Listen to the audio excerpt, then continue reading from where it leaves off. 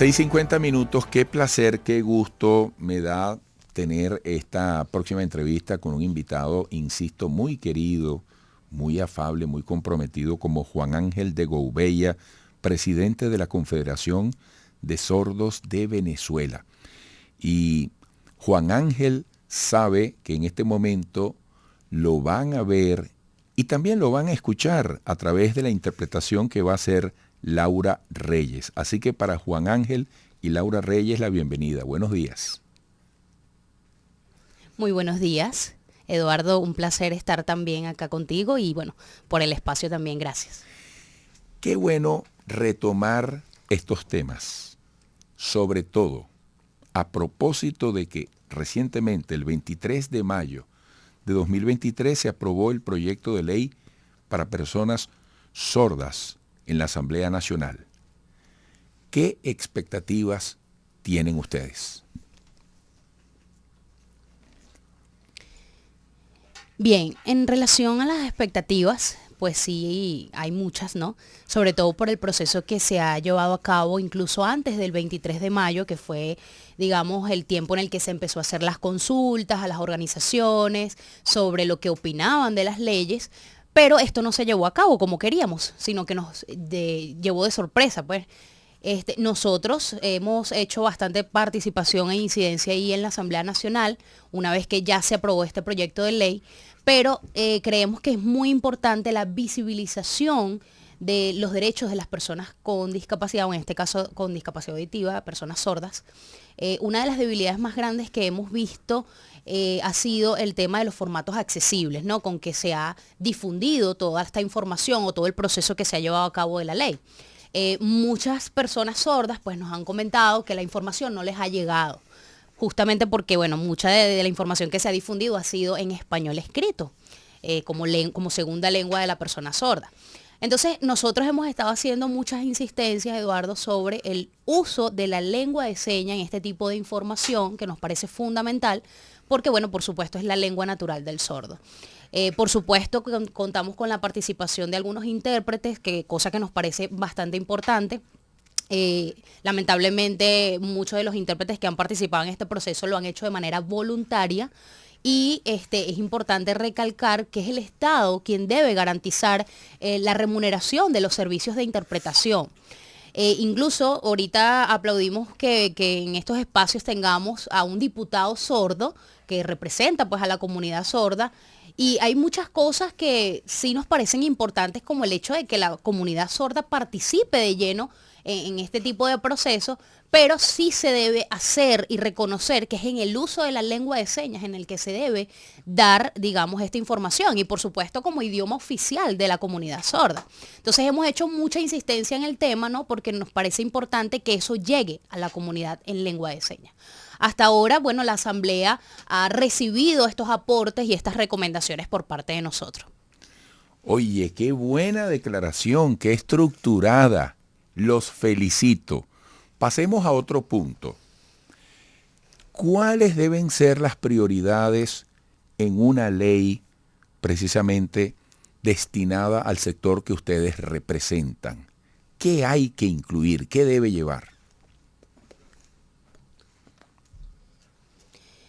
Bueno, como parte de las prioridades, es importante tomar en cuenta que los derechos son en igualdad de oportunidades con todas las personas. Sobre todo, creemos que la incorporación o el uso de la lengua de señas en todos esos procesos son importantes, como te comenté anteriormente. Y por supuesto, esto tiene mucho que ver con la educación que les damos a los niños desde que están en edad escolar, ¿no? O en edad primaria, porque es justamente en lengua de señas en el que ellos se van a desarrollar en la sociedad. Y por supuesto, la comunicación es fundamental en lo que respecta a pues el crecimiento y el desarrollo intelectual, cognitivo, emocional, entre otras cosas. Por supuesto, debe hacerse con los ajustes razonables que implica la incorporación de los intérpretes en los diferentes espacios, y eso va a garantizar que la igualdad pues llegue, porque por supuesto se está tomando en cuenta la opinión y todo el tema, pues la identidad del sordo. hemos visto durante todos estos años las barreras a las que se han enfrentado las personas sordas y esas barreras deben eliminarse. Por supuesto, reconociendo que la lengua de señas es, digamos, parte de lo que es la vida de la persona sorda para garantizar una comunicación efectiva. Y por supuesto los derechos. Creemos que es importante y como prioridad siempre tomar en cuenta que las personas sordas deben tener una vida independiente, porque incluso la convención, el artículo 19 de la Convención de los Derechos de las Personas con Discapacidad, habla de que la persona sorda es independiente gracias a que no va, digamos, a requerir de un soporte que siempre esté diciéndole las cosas, sino un intérprete que le garantice la comunicación. Uh-huh.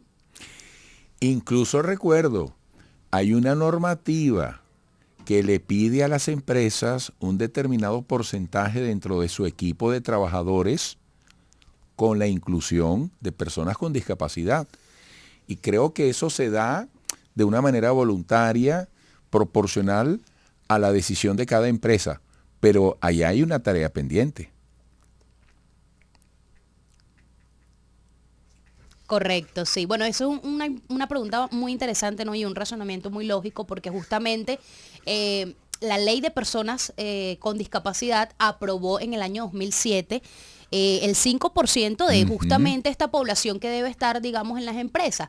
Pero ahora hacemos una pregunta, ¿no?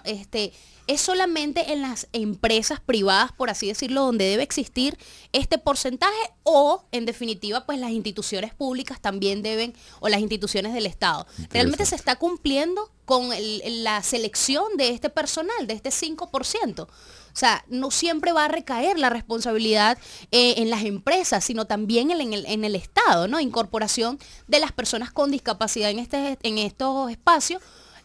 Y creemos que no implica solamente el hecho de incluirlos, ¿no? en estos espacios de trabajo, sino también tomando en cuenta esos ajustes razonables, ¿no? O estas adaptaciones, por lo menos en el caso de las personas con silla de rueda, que siempre se les toma en cuenta que el espacio sea accesible, porque se trasladan en sillas de rueda o en ayudas técnicas precisamente que necesiten. En el caso de las personas ciegas, también el uso del audiodescriptor o el braille también como elemento de accesibilidad. Y incluso en el año 2007, cuando se aprobó la ley, hemos notado que los marcos legales que tenemos acá son muy buenos y las aprobaciones que se han dado han sido muy interesantes, pero pues lamentablemente hay una debilidad todavía que no hemos visto. Esas buenas prácticas no se han evidenciado y por eso es importante siempre en tomar en cuenta este tema de las buenas prácticas, ¿no? Y trabajar y seguir insistiendo, ¿no? En que eso es importante hacerlo para garantizar que realmente las personas con discapacidad sean incluidas. Y no solamente en el empleo, en otros temas creemos que el Estado, y sabemos que son ellos los encargados y los responsables de tomar en cuenta esto.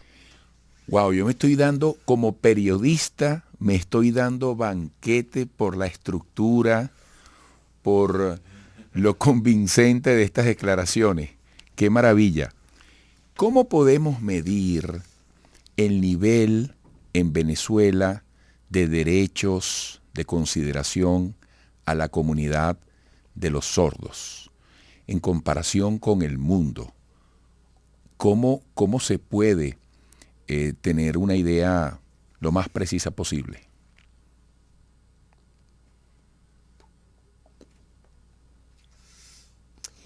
El hombre suspira antes de responder. Sí, justamente en los últimos días hemos estado evaluando a tratar de tener una respuesta con esto, ¿no? Yo como presidente de la Red Latinoamericana de Personas con Discapacidad y sus Familias, por sus siglas RIADIS, tengo la responsabilidad a nivel latinoamericano y el Caribe de hacer estos enlaces, ¿no? Y estos contactos. Me pongo a veces a comparar un poco acá Venezuela con otros países, y aquí en Venezuela realmente, bueno, hace muchos años generó un impacto impresionante, hace unos 20 años atrás. Pero si hablamos de procesos o de avances en cuanto a los derechos de las personas sordas, lamentablemente en Venezuela pues ha sido el proceso muy lento.